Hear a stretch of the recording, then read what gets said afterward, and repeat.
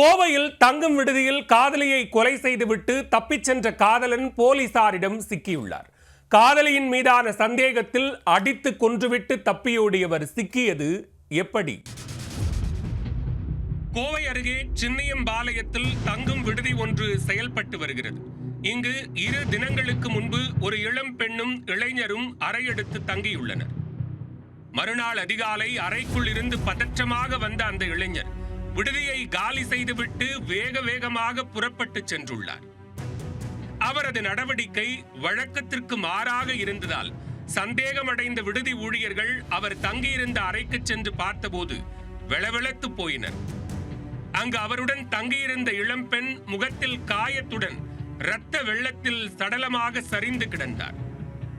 மிரட்சியிலிருந்து வெளிவராத அவர்கள் உடனே பீளமேடு காவல் நிலையத்திற்கு தகவல் கொடுத்தனர். சம்பவ இடத்திற்கு விரைந்து வந்த பீளமேடு போலீசார் சடலத்தை மீட்டு விசாரணையை தொடங்கினர். அங்கிருந்த சிசிடிவி காட்சிகளை ஆய்வு செய்ததில் பெண்ணுடன் வந்த நபரின் அடையாளம் தெரிந்தது. அதனை வைத்து நடத்திய தேடுதல் வேட்டையில் கொலையாளியை சின்னியம்பாளையம் ஆர்ஜி புதூர் பகுதியில் வைத்து மடக்கி பிடித்தனர். பிடிபட்ட நபரின் பெயர் சரவணன் என்பது தெரிய வந்துள்ளது. அவருடன் வந்த பெண் கோவை கள்ளப்பாளையம் பகுதியைச் சேர்ந்த கீதா என தெரிய வந்தது. உயிரிழந்த கீதா கோவை அவினாசி சாலையில் உள்ள ஒரு மகளிர் விடுதியில் தங்கியிருந்து ஜிம் ஒன்றில் பயிற்சியாளராக வேலை பார்த்து வந்துள்ளார். இருவரும் காதலித்து வந்த நிலையில் வீட்டுக்கு தெரியாமல் திருமணம் செய்து கொண்டுள்ளனர். ஆனால் திருமணத்தை பதிவு செய்யவில்லை. அவர்களது திருமணத்தை குடும்பத்தினர் ஏற்றுக்கொள்ளாததால் அவ்வப்போது ஹோட்டல்களில் அறையெடுத்து தங்கி உல்லாசமாக இருந்து வந்துள்ளனர்.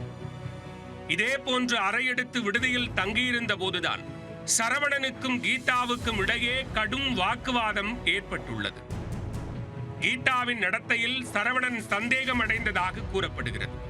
2 தினங்களுக்கு முன்பு இருவருக்கும் இடையே ஏற்பட்ட வாக்குவாதத்தில் ஆத்திரமடைந்த சரவணன் கீதாவின் முகத்தில் ஓங்கி குத்துவிட்டுள்ளார். பின் தலையை பிடித்து சுவற்றில் மோதி காயப்படுத்தியுள்ளார். இதில் படுகாயமடைந்த கீதா பரிதாபமாக உயிரிழந்தது விசாரணையில் தெரிய வந்துள்ளது. பிடிபட்டுள்ள சரவணனுக்கு ஏற்கனவே திருமணமான நிலையில் கீதாவுடன் தொடர்பில் இருந்ததும் விசாரணையில் அம்பலமாகியுள்ளது. இந்த கொலை சம்பவம் குறித்து போலீசார் சரவணனிடம் தொடர்ந்து விசாரணை நடத்தி வருகின்றனர்.